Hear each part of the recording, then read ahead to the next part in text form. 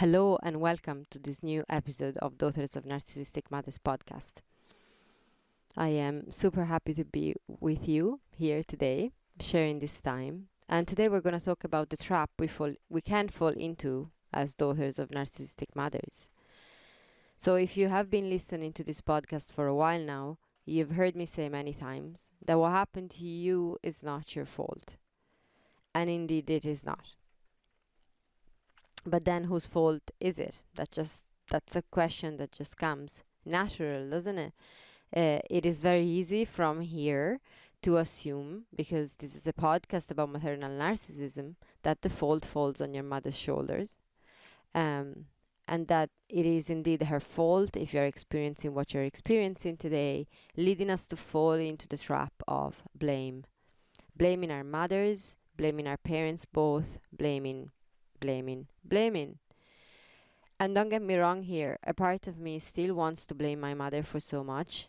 And not only her, but my father also for being the enabler, and my grandmother for having raised my mother as she has, resulting in my mother being so narcissistic. And I can continue to my great-grandmother, because I have met her too, and I know the relationship she had with my grandmother, which led what happened afterwards. And so each wounding the next generation. And I can blame them for doing nothing to stop the cycle of pain too. And putting it all on my shoulder to have to do all the work. So we can do that. You can just look back to your family and blame your mother and blame the generations before and blame your father and all the generations before. You can do that. But it is a never-ending game, because ultimately who's at the origin of all of this? Who's the innocent person that actually had no responsibility, no fault? If we look at it from that perspective, no fault in all of this. I mean, we can keep going back and back and back. We just lose track of even, like, the family tree is big. I mean, where do we go from here? And ultimately, it does not lead to resolution or to any kind of happiness. The energy of blaming does not bring happiness to you, which is what we're here for. So let me ask you here, as a point of self-awareness, so it's not to judge yourself, it's just to reflect, to feel into your own experience at the moment. How often do you blame your mother for what is going on in your life? Or any other person for that matter? If it's not just your mother, it could be other people, but how often do you blame the outside world for what you are experiencing in your life? And I'm not asking you how often do you feel angry at your mother, because there's a difference, and we're gonna go into that now. So the energy of blaming is very different than accessing healthy anger. And what's the difference? So anger is the energy behind boundaries. So anger is necessary in order for you to set healthy boundaries. Without anger, you can't set boundaries. I know we haven't been taught this, because as we well know, being raised by narcissistic mothers, boundaries are not an option, and expressing anger is not an option. So we learn to suppress it, okay? When we suppress healthy anger, this can lead to unhealthy expressions of it, such as outbursts of rage, but with the person that caused us the frustration in the first place. Like this could be with your mother, for example. She does something that really gets on your nerves, you've never set boundaries, and all of a sudden you just go bananas and you have an outburst of rage. Okay? But also it can happen with other people that have nothing to do with it, but that got caught in the line of fire. Like, for example, this could be your children if you have children. You know, your mother does something that super annoys you, and you've never set boundaries. So again, you feel the frustration rising, and then one of your children comes and insists on something or does a noise at the wrong moment or whatever, and then you're just an outburst of rage or a bad answer, or you raise your voice. to someone that is completely not involved. Or it could be a stranger that simply like skip the queue in front of you, but now you're just really thick because something has happened with your mother and you just have an outburst. So this can happen. That's one of the ways that when you suppress healthy anger, it can come out and really affect your life. Or it can lead to illness, because unexpressed anger stays locked within the body and can be the cause of disease. So if you get annoyed with your mother, you've never set boundaries, you feel the frustration, but you just hold it in because you have been taught that that's the right thing to do. Keep it suppressed. To be a good person, you need to keep it suppressed. Otherwise, you're a bad daughter. Then that can cause illness within the body. So there is a true importance in learning to access that healthy anger within you and to practice in a safe container where you can release it and even get messy when necessary, but it has to be within a safe container, because if you get messy on the outside of that, then again, that just creates problems, doesn't actually bring resolution. But when you start practicing, you create a shift. You create the shift that you need. You release all of that pent up anger that has been suppressed for years and years and years. And that's why we need the practice, because we have kept it suppressed. And then from there, you start learning to accessing the anger when you need it in the right amount. And this is something that we're not taught as children. So the more you get good at this, the more you get good at setting your boundaries, and you also become a much more safer person to be around, because you're not going to have those outbursts of rage anymore. You're not going to raise your voice anymore just randomly just because you got frustrated about something. I personally thought I was so good at anger. In fact, I was giving out all the time. I was raising my voice at home and with my family, with my pets even. Like I just was always, I thought I was so in contact with that passionate kind of firing part of me, and I could express anger easily whenever I wanted. I realized then, as I did more work on myself, how unhealthy my expression of anger was. It wasn't actually anger. You can't call that anger. That's rage. And it was actually eating at me from the inside, on top of really being very unhealthy for the people around me. To be around that, it wasn't nice. In reality, what I realized is that I was super scared of getting angry, because as a child, I would get punished if I got angry at all. Like I've been told, because I was too small to remember. I was only like a little toddler, but my mom kept me on a chair for like hours and I couldn't go anywhere. It was like a punishment, because I didn't say sorry, because I just had a bit of an outburst. So, and I still didn't say sorry. I don't know how that went at the end, because I'm quite stubborn. But it was much easier in my childhood to crumble and cry than to set boundaries, than to set boundaries and to express my anger when I was angry. And children get messy when they get angry, because they don't have yet the capacity to fully communicate like an adult should be able to do. So we get messy and we get punished. And so we learn to suppress. And I had to practice a lot and learn with guidance to actually connect with my anger again. I used to say, when I get angry, I cry. And I really thought that was just the way I was, but that wasn't the way I was. That's the way I was brought up. If I have tears, then yeah, they get mad at me still, but not as much as if I get angry. So that's to explain that healthy anger is completely different from blaming, and healthy anger is necessary, and it is something that we need to practice and kind of retrain the system. We do have it in us, because it's there. There is a part of the brain that is dedicated to that. There is a whole heap of system within our bodies that are dedicated to that, because Anger is necessary. But we gotta retrain it, because we have been taught for years and years and years that that's bad, and we gotta suppress it. So going back to blame, the energy of blame is much different. Blame means wanting to make somebody else wrong. It has nothing to do with us setting boundaries or us just improving the situation, finding resolution. It's all about making the other person wrong, giving you the kick, a temporary kick. So it keeps us stuck in a loop of pain, hopelessness, and frustration.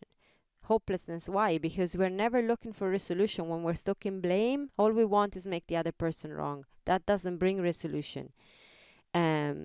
Ultimately, it does nothing to change the other person's behavior. Absolutely, because when a person feels blamed all the time, actually it reinforces their patterns of behavior. It does not make them change at all.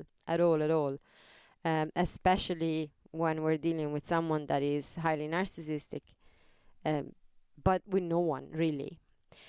So it doesn't help change a person's behavior or the situation. So I'm going to give you a little example. So you could be in a rage at the maximum levels of your frustration with your mother and say something like, "You're a horrible mother, always intruding in my space. You've done this all my life and look what you did to me." Okay? Or you could say, "I won't tolerate you intruding in my space from now on." So can you feel the difference? The first one is blame. You can easily predict where that will lead the argument. So if your mother has come into your home or done something with your children that you don't want her to do, or come into your bedroom if you're still living at home, and or listen to your phone calls with your friends, whatever, she's intruding in your space and you just have an outburst and you tell her how horrible she is, that is gonna have a whole big argument happening. So it's either going to be an escalation of raised voices and accusations flung from one to the other, or it could lead to your mother going all victim on you and go, "Oh, you see, you've raised my voice, you've treated me like this, blah blah blah," and then guilt tripping, and you're back in the loop and nothing has changed. The next time she's gonna intrude in your space just as much. Okay?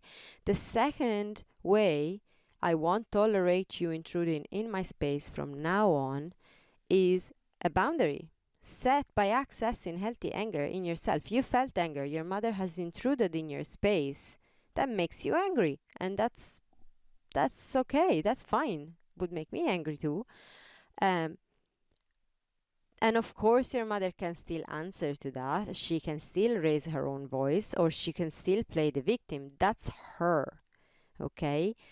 But when you are setting healthy boundaries from having access your anger inside in a grounded way, whatever she answers, you just repeat that you will not tolerate her intrusions anymore. Full stop. It's a brick wall that she meets. She can just go and throw at you whatever tantrum. You are grounded, and it's a brick wall that she meets. Eventually she stops. And you can add a consequence to that. Like, if you keep intruding in my space, or if you keep shouting at me, or if you keep behaving this way, I will, whatever you want to do, like I will put a lock on the door. You will not be invited to another birthday party of your grandchildren. You know, and this is not a threat, because again, you're coming from a grounded, healthy anger space. You're not coming from blame. You're just owning what you need. So it's a consequence. And when someone, this is like when you're dealing with your narcissistic mother, it's like you're dealing with a child. It's pretty much the same thing. Okay, so you want to set a healthy boundary, which is like a rule if you want. Okay, this is not going to be tolerated. We're not going to make a big hood about it. We're not going to go into crazy mess here and drama. I'm just letting you know this is not going to be tolerated.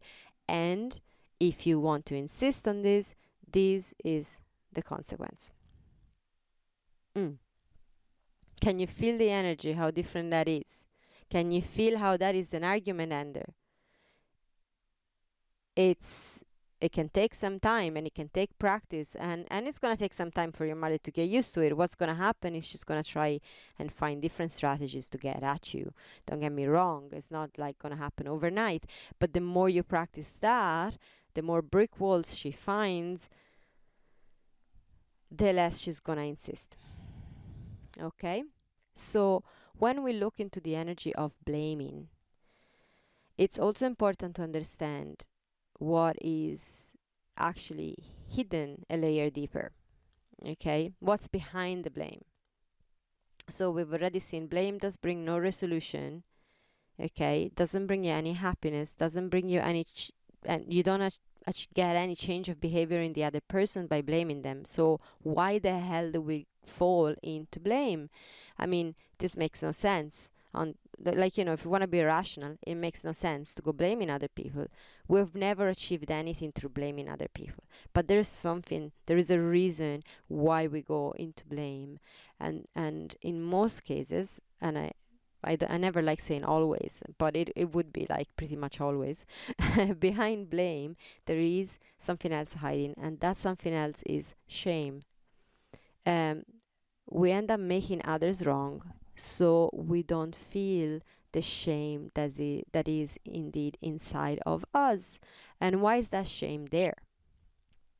That shame is there because we have been made wrong and we have been shamed as children. We've carried that shame inside for so long, and that hurts. Okay, should we get in contact with that shame, we would feel the hurt.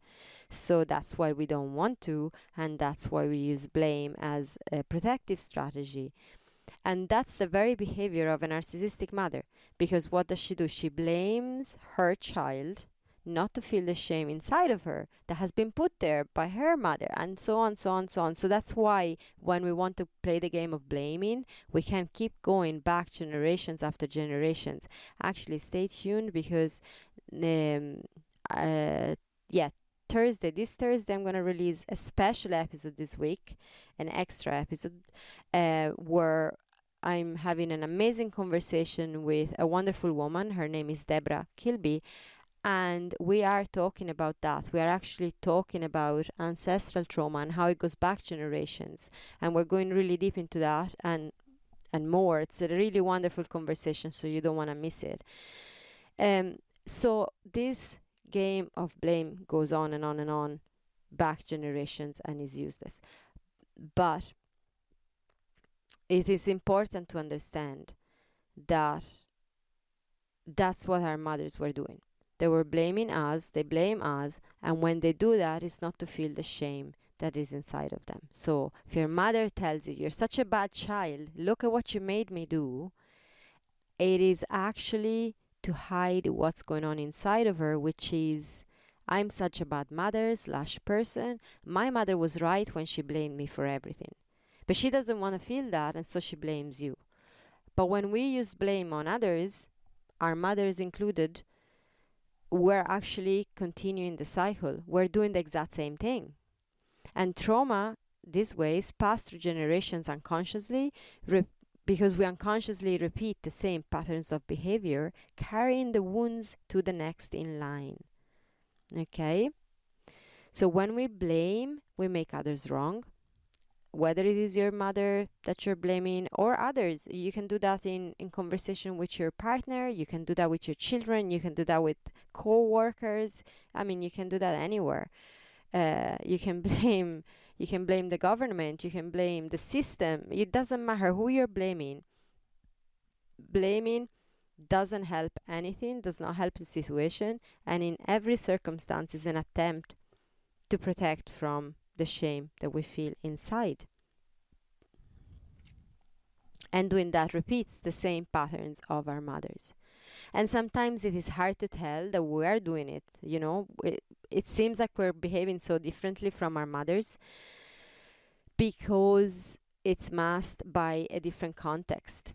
And so it makes it feel super valid. We think we have a very valid point that we're making, and we don't think we are blaming. But the energy underneath is the exact same. And that's why you need to really be very humble, actually. For me, this was like a very humbling process to understand this about myself, how much I was blaming my mother for sure, and not just her, a lot of other people too, for my situation, for how I was. If only they could change, if only they could do this, if only they could do that, my life would be completely different. It's all their fault if my life, which translates in, is all their fault if my life is the way it is. It was very disempowering, not useful at all, brought me nothing good in my life, but it was super humbling to have to go through the process of understanding that that's what I was doing. So when you feel the frustration rising, okay, about anything, so again, this can be applied in any type of relating, not just with your mother. When you feel the frustration rising and it is uncomfortable, it gets really uncomfortable, and you feel like you want to blame the other person because that, in that moment, eases momentarily the feeling of discomfort, okay? You feel uncomfortable and you go into blame. There is a momentarily ease of the discomfort, and that's why we do that. So when you want to do that, when you feel that impulse, pause. Literally pause, be quiet for a moment, stay with it. Stay with the discomfort. Be willing to get uncomfortable. And if you are in a situation where you're having an argument or a conversation, just make space. Go, no, I can't talk right now. I actually need to go for a walk. We're not going into full-on conscious relating right now, but if you are, like, for example, in a conversation with your partner and you feel like that's what's happening, you can really claim it. You can say, look, this is what's happening to me right now. I can't continue this conversation. I need to sit with it for a moment. Just give me some space. Feel what is underneath.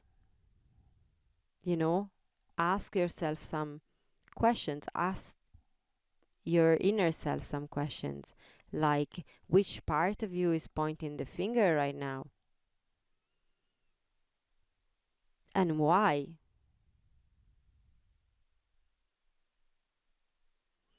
And you might find that there's a part of you that feels shame. And you mightn't even have the words to describe it as shame. It could just indeed feel uncomfortable. Tears might come up. Anger might come up too. Different emotions might come up. And all at the base of all of that, it is shame. But sometimes we don't have yet the capacity to recognize it. It's only when we start, because we've avoided it for so long. Okay, so it's only when we start actually dropping into it that you can start feel that and go, oh, that's what's there. Wow.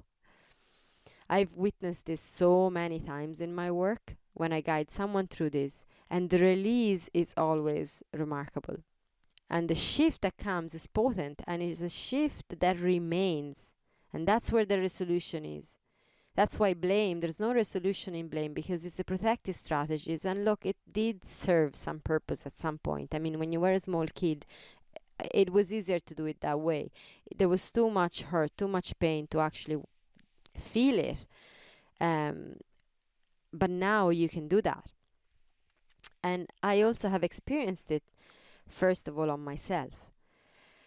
And I know it is a very challenging practice to do by yourself, because we got blind spots. That humility that I was talking about earlier, just need to be very humble. We have blind spot. Our mind, or ego, if you want to call it that, gets in the way when you're trying to do it by yourself, at the beginning especially. So the protective strategies are difficult to shift sometimes because there is a part of us that really doesn't want to shift them. I mean, they've kept us safe up until this point, so why the hell would we shift them? Makes sense. So it is a lot easier to do this, to go through those layers when you are guided by someone on the outside of yourself, like a practitioner in a one-on-one work, or indeed that can happen within a really, really good women circle when it's set with a really powerful, safe container. I wouldn't advise to go do it in any women's circle for sure. Again, when I'm hearing you reaching out about women's circles, the amount of really horrible experiences that women have had in women's circles, it's quite remarkable. I've had my dose, but it's like hearing it from you. It's like whoa. So yeah, there is a really big importance in the container and how it's set and how safe it is. Um, so, but it can happen. It definitely can happen. I have seen that happening. I've witnessed it with women that worked with me within the container. It's actually really potent when the container is set properly and you have amazing women witnessing you as you're going through that. They're holding space for you. It actually makes it safer and even more potent. So, but it is not easy when you're on your own. And that said, when you practice it with a guidance and you become familiar with the experience, then you actually start recognizing it and you can start implementing it in your everyday life. Once we've been through it once or twice, then it's like, oh, you start seeing it happening and you're like, oh, this is what's happening right now in this conversation with my partner or with my mother or with okay, let's circle back, let's feel what's inside, let's take some space, and there you go. So awareness is key. It's key.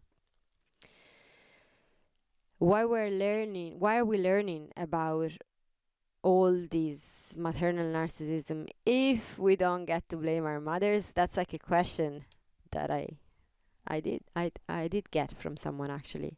If I don't get to just say that it's all my mother's fault, why am I learning all this? Understanding maternal narcissism is the first step in the healing process to heal the mother wounds we carry. When I do programs, one-on-one programs, and also indeed within the circles, understanding is key. Becoming aware of what we have experienced in our childhood can truly shed a light on a lot of what we're experiencing in our current life. And realizing that it is not your fault, that you're not broken, that you're not completely mad for feeling how you feel is an essential step in this healing journey.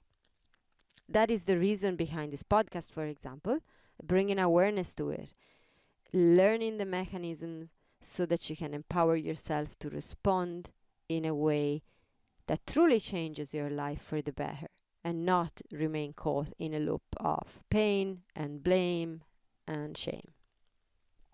So this, and I do say it often, and I just want to say it again because it's really important. This is not a place to blame and rant about how terrible our mothers are. Okay? That's not what we do, and how unfortunate and helpless we are in the face of such injustice and all that happened to us and blah blah blah. This is not a place for blaming and victimhood. It's not. Why? Because that none of that, blame nor victimhood, they don't empower anyone.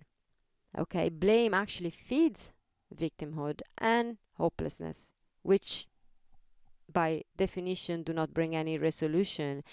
And so we're not doing that. And it is, again, blame is a protective strategy that keeps us from feeling the shame. But when we go there, when we are willing to get uncomfortable and go and feel what's in that shame, in that part that feels shame, that's where the healing, that's where the shift happens. So what next? Let's recap for a moment what happens in a situation where you would usually resort to blame. Okay, whether this happens with your mother or with any other person you're relating with. So first, what happens first is you get triggered. Okay, something happens, your mother intruded in your space, your partner says something to you that triggers you, the outside world does something, you get triggered. Okay, and when you get triggered, you get uncomfortable and you feel the impulse to blame. So and this here you have a choice. Okay, that's where you have a choice. And now that you're aware of that's what happens, up until now you didn't have a choice because without awareness there's no choices. You don't know this is happening. You're just going on automatic response. But now you have a choice. You can either blame and sedate the discomfort temporarily, or you don't blame. So what happens when you don't blame? We all know what happens when you blame. You sedate the discomfort, it gets messier and messier and messier, no resolution. You go sedate in some way, like maybe you just distract, end off, and then the next time the pattern repeats. But what does happen when we don't go into the blame? So if you don't, and you do the pause and you just take some time, you get uncomfortable. It gets uncomfortable. And you get to feel that part of you, remember it's only a part of you, that feels shame that is underneath. Is underneath the surface. So what happens now? That's the best part. Okay, now what you do, you claim. Okay? You wanted to blame, you decide to feel the shame, and now you claim. And I know it's a really cool sort of 3 words that put together make just the sound really cool, but they also make a lot of sense. Okay, it's not just because they sound cool. You claim your identity, you claim your ability to respond to a situation. Can you feel how empowering that is? You claim your ability to respond, you claim your capacity to set boundaries, and by claiming these 3 things, you're claiming your life. Because when you're claiming your own identity, so you unmesh it, you separate it from your mother's identity, from anybody else's, it's you, grounded in you. You claim your ability to respond from that place where you are who you are and you're grounded, you can respond. You are response able. We're going to go into that. Then you claim your capacity to set boundaries, which are essential. You can't live a healthy, happy life without boundaries. If you can't say no, you're going to be unhappy. That's just, this was really hard for me to learn. I hated saying no. I still hate saying no. It's still uncomfortable. Always. Like, despite all the work, when I really have to go, I'm like, oh, I want to blame. I want to go into, why do you behave this way that makes me having to get uncomfortable and set a boundary with you? Oh, this is so unfair. Could you not just behave better so I wouldn't have to go through this discomfort? This still happens, okay? So I'm not here preaching from some high stage because I got it all sorted. But what I do know is that every time I'm willing to go through that discomfort and I stop blaming and I actually ground in myself and I do set a healthy boundary, my life gets better. Always. That's without fail. Without fail. And that's how you claim your life. Okay? So how? Let's go through this a little bit deeper now. So understanding, we said the first step, that claiming your identity. It's a lot about understanding maternal narcissism. As I mentioned, this is to give you a deeper awareness of the triggers in your system. So when you start truly understanding that what you went through in your own childhood is still present in your body, you start understanding that still gets triggered by the outside. You're like, oh, so I'm reacting to this situation. I'm feeling all this discomfort because of such and such happening in my childhood. That makes a lot of sense.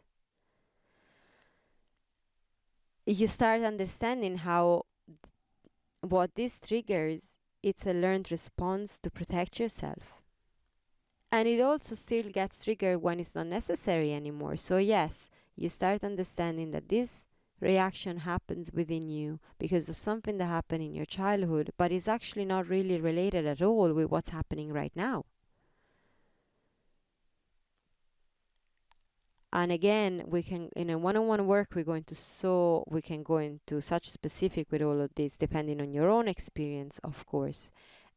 Here we can just be general. But when we start understanding all of this, we can start actually reclaiming our identity, because we start going, oh, So this is not me.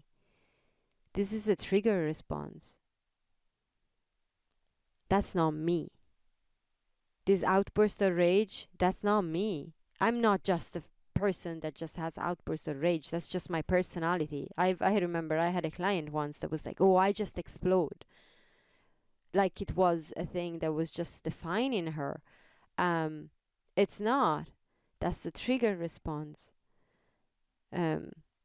Your identity, the you, it's underneath a heap of layers, and the more you get to the roots, the more you claim her, the more you find her, the more grounded you get in her, the more you will start noticing that a heap of things that you thought were you are not you at all. It's quite an interesting process of deconstruction and then of allowing in who you really, really are. And it's a very empowering process. So then, when you go through all of that, when you understand the triggers, you get empowered to choose a different response. As we said, you claim your ability to respond. So this is the meaning of being responsible. The word responsible can be broken into response able. So able to respond to what's happening, to a situation. And you can only be response able when you have awareness of the triggers. As we said, once you are aware of your triggers, you can choose whether you want to go with blame or whether you want to actually get uncomfortable and feel what's underneath. Now that you have the awareness, you have that choice available to you. You can respond. And once you're aware, you're able to choose how to respond to outer triggers from the inside. It's also true that sometimes old responses are triggered and they still come to the surface. And this is where you are super kind with yourself, but you're now aware and you know that that's what's happening. Oh, like I know, for example, I can still have like quite intense, I won't call them panic attacks, but like quite intense moments of anxiety at night. Because there's a ton in my childhood that got triggered at night. A lot of stuff. I was brought in, when I was very, very small, I was brought somewhere away from my dad, away from my grandparents, away from all the family I knew. My mom just brought me into this place that I didn't know and kept me like like a princess locked in a tower. Sounds very medieval, but it was actually a medieval tower in a castle. So I was put to sleep. My bedroom was in this really dark, tall tower far away from where my mom was sleeping, and I was alone. So like a lot. I am aware of that. For a long time I had no idea. I just thought night scared the crap out of me and that was it. I just thought I was an anxious person. I just thought maybe I should take tablets for anxiety, tablets for sleeping. I am glad I never did. But I'm aware of that now, and sometimes I still get those.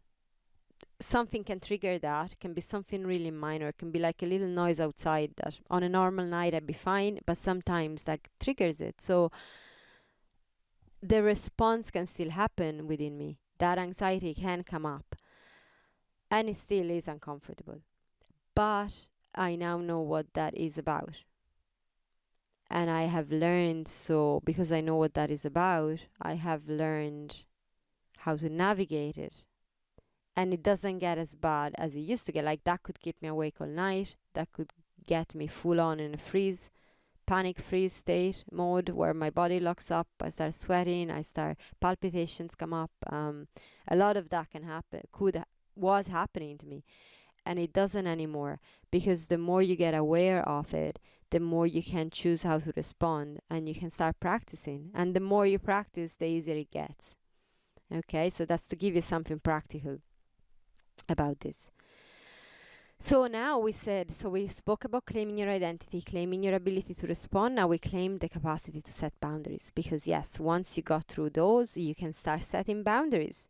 You really know what you instead of automatically follow triggers, okay, and making others wrong, so blaming others, which leaves you disempowered and scrambling to protect yourself, you can use your discernment, your inner knowing, to decide if you are actually good with what is happening. Okay, situation has happened, your mother has come into your home. Are you actually good with that? Maybe you've invited her. Or is she intruding in your space? Is it something that really doesn't sit with you? And then you set your boundaries accordingly. But you're coming from a space of owning your need rather than pointing the finger. We touched on that earlier on. So when you blame, you're making someone wrong, you're pointing the finger at them. The wrong is on them. Everything is on them. You're actually expecting them. You want them to be responsible, but they're not. You're relying on the fact of them being responsible. How disempowering is that for you? Relying on your mother to be responsible? Truly, how healthy is that? I mean, I know in an ideal world they should be, but they're not. And still, you're relying on someone else. You're giving your happiness away to someone else. Where instead, when you set a healthy boundary from a grounded space, you felt your healthy anger inside, you own your need. I will not tolerate you intruding in my space. You own your need. You have a need for her not to intrude in your space. And if you have a need for her not to intrude in your space, there's no discussion here. That's just it. You have a need. You're not making her wrong. She could just want to tidy up your house. I mean, from the outside, that could even look cute. But you have a need for her not to do that. Full stop. It's beyond judgment. It's beyond morality. It's beyond right or wrong. It's just you have a need. And it's a need that is important to you. Can you see how that changes the energy of the whole thing? How that brings a resolution? And so this is how you reclaim your life. Okay, the right to respond, the wisdom to know when it's a trigger pattern or a grounded response. And this way you become a way safer person to relate with for everyone around you. Your children, your partner, your friends, people that work with you. I know you mightn't care that much, but even for your mother, which I know it's a funny thing to say, but it does. You become a safer person to be around for everyone, and you feel much safer when you relate with others because you know your ground, you know where you stand, you know how to own your needs. And this breaks the cycle of generations and generations. And you open up to infinite joy and expansion in your own life. That's quite a potent trick, not to fall into the trap of blame. The work here is to become familiar with what triggers you. And as we said, to be willing to get uncomfortable, pause before jumping to blame, and feel what's really going on inside you. Be a little bit humble and feel what's really going on inside you. Slow down and take some space from the situation, and then from that place you learn about yourself so much. You learn what triggers, you learn the mechanism, and you start reclaiming. You claim your identity, claim your capacity to respond, claim your capacity to set boundaries, and ultimately claim your life. Okay? Recognizing blame can truly shift a lot in your life and in your relationships. I really speak from experience here. I was a professional at blaming others and the world, and now with this awareness, sometimes I'm sitting in conversation and I can just see how much that goes on, how much blame it's just flung out in so many conversations, and it's like it's so disempowering, guys. It's like it really doesn't help anyone. It really doesn't. So yeah, I hope this episode just supports you in seeing that in your own life, so that it just opens you up to more joy and to break that cycle of pain that we just carried inside for so long and we don't need anymore. So as I said, keep an eye out yeah, Thursday is the day I'm gonna release the special episode. So with Debra, which is a wonderful, wonderful conversation. We talk about so much how the trauma is the disconnection from self, and we talk about mothering and mothering yourself as well as mothering your children. If you have any, the relationship with the mother, how that has affected the entire capacity of mothering, and how we carry that generational trauma inside, which is not just, it hasn't started with us, but it hasn't started with our mothers either. It started so long ago that we lost track of it, but we still carry that. And so when we do work, how potent that is, because we're not just doing work for like one generation, we're doing work for a ton of generations before us, and we're doing it to benefit all the generations after us. So yeah, you don't want to miss that episode. It's really powerful. And again, circles are still open for enrollment, and also no, that's it, that's all, because the one-on-one programs application is actually done. So there's going to be another wave of spaces opening, but it's not going to be for a while. So still, if you want to ask anything, make contact, you can email me. There's all the links in the description of the video. You know where to find me. So yeah, I'm gonna leave you and send you a lot of love. Bye for now.